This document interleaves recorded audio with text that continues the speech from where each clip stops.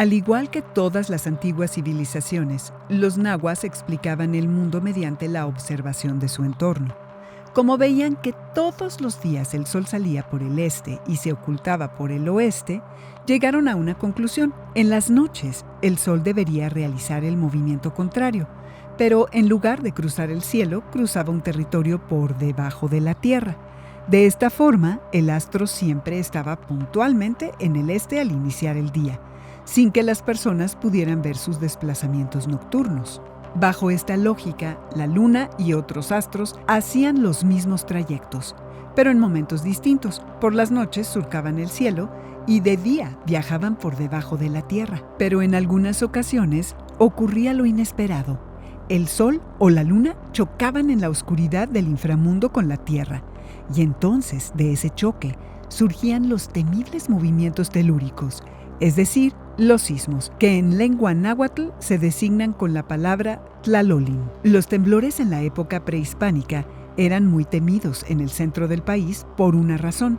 Dentro de la mitología mexica, por ejemplo, se creía que este mundo iba a terminar precisamente con movimientos telúricos. De allí que las culturas mesoamericanas realizaran todo tipo de rituales para evitar el fin del mundo. ¿Te imaginas lo que experimentaron nuestros antepasados cuando se daban movimientos telúricos? Recuerda que la Ciudad de México, Tenochtitlan, se encontraba en medio de una laguna. Después de la conquista y durante la etapa colonial, los sismos siguieron asociándose a elementos religiosos y se concebían como un castigo divino por los pecados de los hombres. Cuando temblaba, las personas se arrodillaban y rezaban pidiendo perdón. De hecho, como no existían relojes de mano, la medición de los sismos se daba por rezos. La gente solía decir: el temblor fue corto, duró un credo. O bien, el temblor fue largo, duró un salmo rezado con devoción, es decir, pausadamente. Probablemente hoy en día muchas personas siguen rezando durante los temblores. Sin embargo, nuestra concepción sobre los fenómenos naturales ha cambiado. Sabemos por qué se producen y entendemos que no son producto de un castigo divino, ni mucho menos. La forma en que reacciona la sociedad ante una catástrofe habla mucho de ella, de su modo de entender el mundo. Antes se hacían sacrificios o rezos para mantener a raya la furia de los dioses. En nuestro país, después de los temblores del 85 y de 2017, sucedió algo que impactó y conmovió a todo el mundo. Los mexicanos nos solidarizamos como nunca para ayudar a los más necesitados, a los que perdieron su hogar, a los que buscaban a sus familiares desaparecidos y sobre todo a aquellos que quedaron bajo los escombros. ¿Quién no se conmovió con las escenas de personas que fueron rescatadas después de los terremotos de la Ciudad de México? Ante tantas muestras de solidaridad del pueblo mexicano, a una le dan ganas de ponerle una fe de ratas a la Real Academia de la Lengua Española. En el diccionario dice, en la tercera acepción de la palabra, grieta, dificultad o desacuerdo que amenaza la solidez o unidad de algo. Debe decir grieta, esas brechas que aparecen después de los temblores y que detonan la unión de la sociedad mexicana. Yo soy Margot y este es tu programa Conciencia Histórica, el pasado no pasado, conéctate. Como ya te habrás dado cuenta, hoy hablaremos un poco sobre los sismos y sus repercusiones en la sociedad. Pero antes de apañar el micrófono, me gustaría escuchar tu historia. Seguro que tienes algo muy chido para contarnos. Tú y todos nosotros somos seres sociales hechos de historia. ¡Te escuchamos! ¿Cómo reaccionaste durante el sismo del 2017? Recuerdo que estaba en la escuela en una actividad que era banda de guerra y pues sí, como que todos reaccionamos raro, ¿no? Porque pues era como muy nuevo y no sabíamos, entonces lo tuve que tomar como con mucha calma porque si era, como éramos bastantes, si uno entraba en pánico, pues valía, ¿no? Entonces como que sí iba a seguir formando ese pánico, esa crisis, pero yo creo que sí lo tomé como un poquito ya más con calma para no alterar más de lo que ya estaba pasando, ¿no? Y como estábamos en la escuela, pues iba a ser un completo relajo, pero pues yo creo que estuvo... Fue algo nuevo, pero sí lo tomé un poquito con calma. Pues yo estaba en la escuela y estaba en una planta baja, entonces una compañera y yo nos dimos cuenta que pues algo estaba mal, que estaba temblando. Nos dimos cuenta y enseguida ella y yo empezamos a salir, fuimos las primeras en salir de hecho, y después todos mis demás compañeros. Pero la verdad no me sentí con miedo, me sentí calmada, por así decirlo. Me sentí calmada e intenté solamente concentrarme en hacer lo que tenía que hacer. La verdad es que yo estaba en la secundaria, estaba creo en último grado, entonces estábamos en la materia de química. Estábamos haciendo un experimento y comenzaron a hacer el simulacro. Entonces, pues, haz de cuenta que nos lo tomamos a juego, entonces íbamos payaseando, pues como siempre un simulacro era, pues, como ya había pasado en el 85, pues solamente estábamos haciendo como una cierta actividad para recordar esa fecha.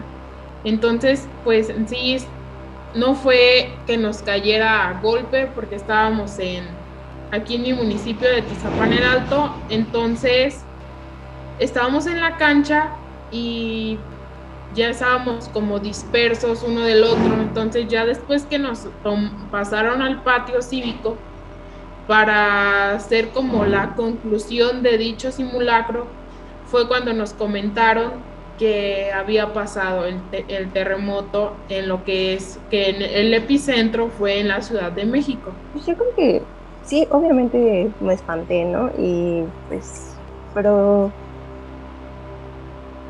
como no sé, nunca había pasado por una situación parecida, pues no, en el momento no supe cómo reaccionar. Pero yo creo que ya después, pues al ver como el movimiento así, pues solo tienes como que guardar la calma, ¿no? Porque pues no se puede hacer nada en ese momento más que pues, saber cómo actuar con tranquilidad, ¿no? Entonces, pues lo único que recuerdo que hice fue como pues dirigirme como a un punto de reunión seguro.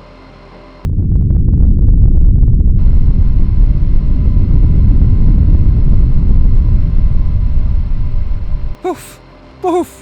¡Qué sonido tan estremecedor! El escritor Juan Villoro lo dijo muy bien en su famoso poema El puño en alto. Vivimos en ese sitio en donde un rayo cae 2 veces en el mismo lugar. Si pensáramos como nuestros antepasados, seguramente podríamos decir que la terrible coincidencia de que 2 sismos devastadores ocurrieran en la misma fecha era por un castigo divino. Nadie podía creer que prácticamente se juntara el simulacro para conmemorar el sismo de 1985 con el sismo de 2017.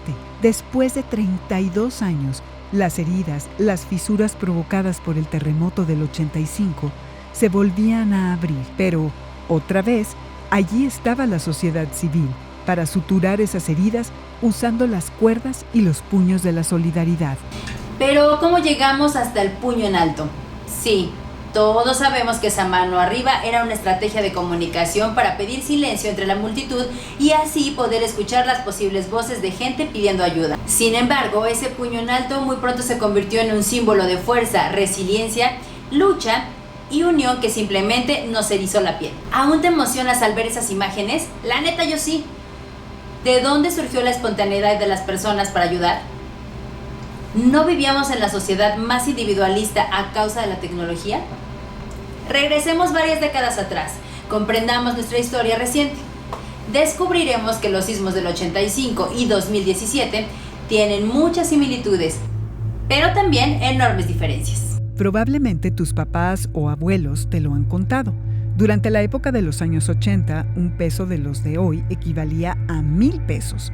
Es decir, nuestra moneda tenía nominaciones altísimas, que más que reflejar la fortaleza del peso, reflejaban problema de inflación. La verdad es que nuestra economía no estaba muy bien, que digamos, pues desde la década de los 70 se arrastraban complicaciones de deudas y en el 1982 el gobierno anunció a sus acreedores la suspensión de pagos. Fue necesario renegociar la deuda externa y esto derivó en una crisis económica que a la postre se conoció como la década perdida. La inflación subió de manera acelerada, el Producto Interno Bruto cayó dramáticamente y comenzó la fuga de capitales. Entonces, a la sacudida económica le siguió la fuerte sacudida del temblor del 85 y sus temibles 8.1 grados en la escala de Richter. ¿Qué cosas puedes hacer en 2 minutos? Muy poquitas, ¿verdad? Bueno, pues los habitantes del entonces Distrito Federal vivieron probablemente los segundos más largos de su vida. El jueves 19 de septiembre a las 7:19 de la mañana, la Tierra se movió con una potencia desconocida por todos. Fue como recibir la energía de miles de bombas nucleares al mismo tiempo. El caos se instaló en la ciudad. Las crónicas de la época dicen que el paisaje era similar al de una ciudad intensamente bombardeada durante una guerra. Al menos 2.800 edificios sufrieron daños estructurales y 800 fueron derrumbados. ¿Cuántos edificios alcanzas a ver desde tu casa? ¿Te haces una idea de la magnitud de la catástrofe? Y lo más triste es que el Servicio Sismológico Nacional sostiene que hubo alrededor de 40.000 muertos, una cifra muy, pero muy superior a los primeros datos que se ofrecieron. Al inicio se hablaba de unos 3.700 fallecidos. Insistimos, la verdad es que en los primeros momentos pocos imaginaban la magnitud de la catástrofe, a tal grado que el gobierno no fue capaz de reaccionar de manera inmediata, pero la gente que salió a las calles muy pronto comenzó a darse cuenta de lo que había sucedido y de lo que se tenía que hacer en ese momento de vacío institucional. 2 fueron las respuestas inmediatas de la ciudadanía. Primero, ayudaron a los damnificados con víveres. Montaron campamentos y albergues cercanos a los edificios que se cayeron o estaban en riesgo de caer. Segundo, con sus propias manos, sin capacitación previa, arriesgando su propia vida, comenzaron a rescatar personas de entre los escombros y a recuperar los cuerpos de los fallecidos. Nunca en la historia de México se había visto algo así. La población no esperó a ser atendida ni a que una dependencia gubernamental organizara todo. Todo lo contrario, la organización surgió espontáneamente y de ahí nació el germen de la cultura de la protección civil, impulsada por personas de todas las edades. Entre ellos los jóvenes que se posicionaron otra vez como un motor de cambio. Este es el antecedente más plausible del puño en alto y también de la unión social que derivó durante los años siguientes en importantes movimientos sociales. El cronista Carlos Monsiváis escribió para la revista Proceso lo siguiente: convocada por su propio impulso, la ciudadanía decide existir a través de la solidaridad, del ir y venir frenético, del agolpamiento presuroso y valeroso, de la preocupación de otras vidas, que, en la prueba límite, es ajena al riesgo y al cansancio. Sin previo aviso, espontáneamente sobre la marcha se organizan brigadas de 25 o 100 personas. Pequeños ejércitos de voluntarios listos al esfuerzo y transformismo. Donde había tablones y sábanas, surgían camillas. Donde cunden los curiosos, se fundarán hileras disciplinadas que trasladan de mano en mano objetos, tiran de sogas, anhelan salvar siquiera una vida. Producto de esta organización surgió uno de los grupos de rescatistas más emblemáticos de México, los Topos, quienes en la actualidad continúan activos, siempre dispuestos a ayudar en todo tipo de catástrofes naturales. ¿Podrías recrearnos el escenario que te llevó a colaborar como rescatista? Pues principalmente, no es que yo ya hablo por los que iniciaron en la brigada, no es que quisiera ser rescatista, no es que ese día te levantaste o ya fueras rescatista o dijeras quiero ser rescatista. Ese día todos nos levantamos con ciertas actividades y a las 7:19 tembló muy fuerte en la Ciudad de México y lo que nos unió fue la solidaridad de querer ayudar a nuestros prójimos. Al ver que faltaba ayuda de parte del gobierno, que no había suficiente ayuda, no llegaba en forma adecuada. Muchos trabajaron en la zona de Tlatelolco, otros del centro, otros de como yo en la Roma, otros en la Doctores, etcétera, y fue lo que después nos llamaron Topos. Como tal no existía Topos, el nombre. El 19 de septiembre a las 7:19 de la mañana nadie se imaginaba el nombre de Topos. Alguien nos puso este sobrenombre, apodo, que fue la prensa, alguien, no sabemos quién, y dijo, pues parecen hombres topo porque se andan metiendo pues por las grietas, por todas estas partes, como un topo, y de ahí se nos quedó el nombre de topos. Y entonces la prensa, todos a los que veían meterse así, pues son topos, o todas las personas jóvenes que estuvimos ayudando en esa época nos llamaron topos. De ahí nació la idea de formar una asociación un poco más estructurada gracias a la ayuda de un grupo de bomberos franceses y una asociación que se llama Rescue International Assistance League, de que nos constituyéramos como algo más formal, no algo improvisado como fue el 19 de septiembre, y que nos capacitáramos de forma adecuada para poder realmente ayudar de mejor forma a la sociedad y al país. Nuevas y mejores normas para la construcción en la Ciudad de México, la creación de instituciones que permitieron prevenir o mitigar los efectos de catástrofes naturales y, ante todo, la capacidad de organización de la sociedad civil fueron algunas de las enseñanzas más importantes que dejó la tragedia del sismo de 1985. Fue entonces también cuando se comenzó a hablar de algo que hoy conocemos como resiliencia, es decir, la capacidad de las personas o sociedades que tienen para reconstruirse después de sucesos adversos. Pero no hay que confundirnos ni romantizar el sufrimiento. Resiliencia no es lo mismo que resistencia. No es lo mismo las piedras que soportan los insistentes golpes de las olas del mar, porque nada pueden hacer que el bambú cuando se dobla y se adapta al oleaje que lo puede dañar. Ok, me viajé un poquito, pero es cierto, el sismo de 1985 nos demostró que aún se pueden hacer muchas cosas para prevenir tragedias. Pero el terremoto de 2017, erradicar la corrupción en los permisos de construcción, se constituyó como una bandera. Pues investigaciones como ¿por qué se cayó mi edificio? Señalan que efectivamente muchos derrumbes y por consiguiente muchos fallecimientos se pudieron evitar. Entre los sismos de 1985 y 2017 también hay diferencias. Por ejemplo, sus epicentros fueron muy distintos. El primero estuvo más alejado de la ciudad y el segundo más cercano.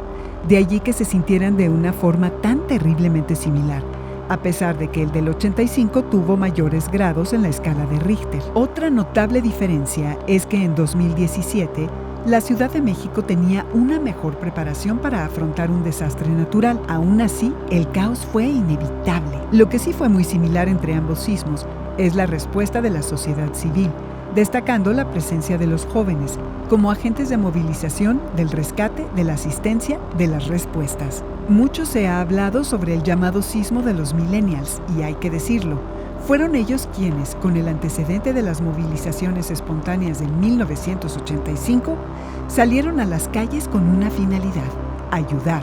A través de las redes sociales, es decir, con sus propias herramientas, los jóvenes se organizaron y demostraron que, lejos del cliché, no son una generación apática consumida por la tecnología, ni mucho menos.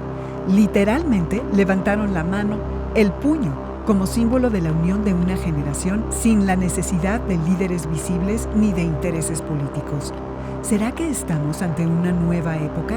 ¿Ante una nueva forma de organización? Pero cuando se revise la historia del sismo del 2017, sin duda tendrá que mencionarse como elemento destacado la multitud de jóvenes que salieron a las calles, que viajaron enormes distancias para llevar víveres a las zonas más alejadas y que participaron de forma activa en el rescate de personas de entre los escombros. Todo mundo quería ayudar con sus propias armas. Hubo quien donó tamales, quien ofreció ayuda psicológica gratuita y hasta quien compartió su hogar. Simplemente fue conmovedor. La tierra se movió violentamente por dentro y algo también se movió con intensidad al interior de la juventud.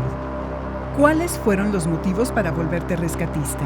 Pues mira, me afectó mucho el 85, lo que vi, lo que viví. Estaba yo entrando a la universidad, terminé la universidad, entonces no seguí yo como tal, como rescatista activo, pero después me integré porque hay que regresarle algo a nuestro país de lo que nos ha dado, y yo creí que pues si me ponía a estudiar, a comprender un poco más de todos estos efectos perturbadores o agentes perturbadores, podría yo ayudar más a la sociedad y tratar de pasar un poco el conocimiento y preparación, no solo a mi familia, sino a la sociedad en general, y estar preparado porque iba a volver a temblar. No sabemos en qué grado ni cuándo, pero pues hay una certeza, es como el día y la noche, y la lluvia, habrá días o años que llueva menos, pero va a llover, y todos los años y todos los días tiembla en el país. A veces menos fuerte, más fuerte, lo sentimos, no lo percibimos, pero es un hecho que va a temblar y la placa de Cocos está ahí, no se ha movido Guerrero, y pues vamos a resentir los efectos de un temblor en Michoacán, Guerrero, Oaxaca. ¿Cómo percibiste la participación de la juventud en el sismo del 2017? Bueno, me impresionó la respuesta tan rápida y solidaria de la juventud y también de los no tan jóvenes. Los no tan jóvenes empezaron a poner puestos de comida, ayuda de otro tipo, y de la juventud en la velocidad de respuesta. Yo vi en la Colonia del Valle por Gabriel Mancera que a la hora ya había jóvenes ayudando a quitar escombros, a mover piedras, hombres, mujeres, sin distinción de raza, de edad, de sexo, tratando de colaborar y dar un granito de arena, lo que ellos pudieran. Y yo creo que eso fue muy grande, y se hablaba siempre de que no se esperaba que la juventud respondiera de tal forma. Se creían como que los millennials iban a ser un poco apáticos, muchos habían nacido después del sismo, ya se veía como pues eso fue el siglo pasado, hace tanto tiempo, no van a responder. Yo creo que su respuesta fue inmejorable, o sea, única. Lo único que yo diría es hay que empezar a prepararlos más para que tengan una mayor preparación, menos riesgo, y también puedan ayudar más. Pero mis respetos para la juventud. Vivimos en una zona sísmica, los temblores nos acompañarán por siempre, pero hay que trabajar y organizarnos de manera que cada generación tenga mejores herramientas cuando ocurran los inevitables temblores. Resiliencia, no resistencia. Como vimos, desde nuestros antepasados sabemos que nuestra tierra se va a mover, pero también sabemos que cuando uno se cae, se levanta. ¿Crees que el buen rollo y la buena vibra después del temblor de 2017 pueda reactivarse y llevarnos algo bueno? ¿Es necesaria una tragedia para unirnos y ser solidarios? Me gusta pensar que no, que podemos escribir nuestra propia historia como generación. No importa cuál sea la grieta, hagamos que nos una.